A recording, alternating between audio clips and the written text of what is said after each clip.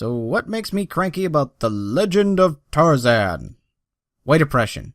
This movie is just one big great white savior trope where the white man has to come in and rescue the primitive black.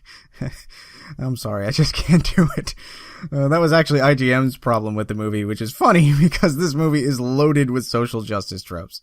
Hell, its biggest character arc is that Tarzan and Jane would be happier and healthier in the Congo than living in their giant mansion in London where they're waited on hand and foot. Not to mention the bad guys of the film are the ones who want to enslave and or eradicate the indigenous population so they can steal their natural resources, mainly diamonds in this case. You've also got your standard strong female character tropes, like when the villain asks Jane to scream and she indignantly replies, "You mean like a damsel?" And then spits in his face, of course. But if you think that's on the nose, it's got nothing on Samuel L. Jackson's random monologue about his backstory. He fought in the Civil War, you see, but afterwards he just couldn't put away his anger. So he became a mercenary, and he fought the Mexicans, and he fought the Indians, and then fighting the Mexicans was brutal, but it was nothing compared to what they did to the Indians. So basically the whole movie is one giant FU to Western civilization, and these social justice clowns still aren't happy.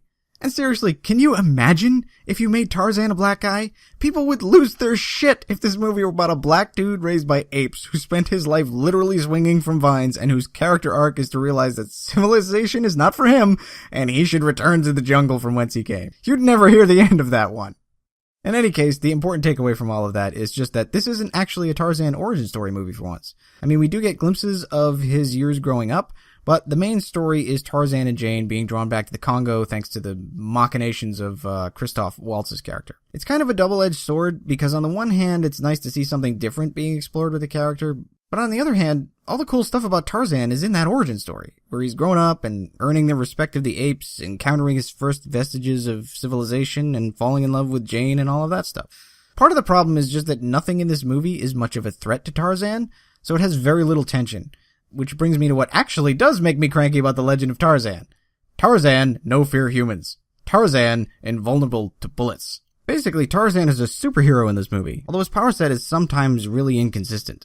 Sometimes he just seems to have more experience with the animals to understand them better, and other times he's portrayed as having the ability to, psychically communicate with them. He's obscenely strong for a human and is barely slowed down by any kind of damage, so all the red shirts brought to stop him just get wrecked. And yet he also gets his ass totally kicked by an ape, which didn't make sense to me because I thought the whole reason they respected him is because he was better at fighting than they were. But he basically just walks that off. And yeah, he does get shot at one point and just marches right on through that too. It doesn't help that Christoph Waltz is supposed to be the ultimate bad guy, and not only is he not the least bit imposing in this movie, he's just kind of doing a phoned-in version of his character from Inglourious Basterds.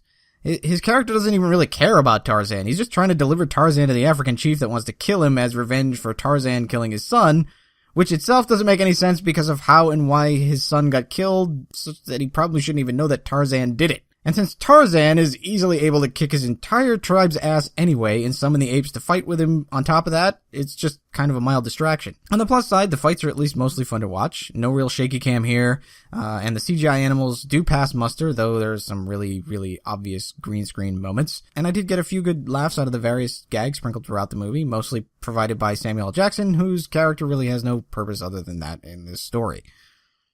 If you're a lady, you'll probably enjoy this movie a lot just because of all of the eye candy, since somehow, and I don't remember exactly how, but Tarzan ends up basically back in a loincloth, so there's rippling abs and flexing pectorals aplenty. So overall, The Legend of Tarzan isn't too bad. It's a reasonably enjoyable 2 hours, though it has some pacing problems and that aforementioned lack of tension.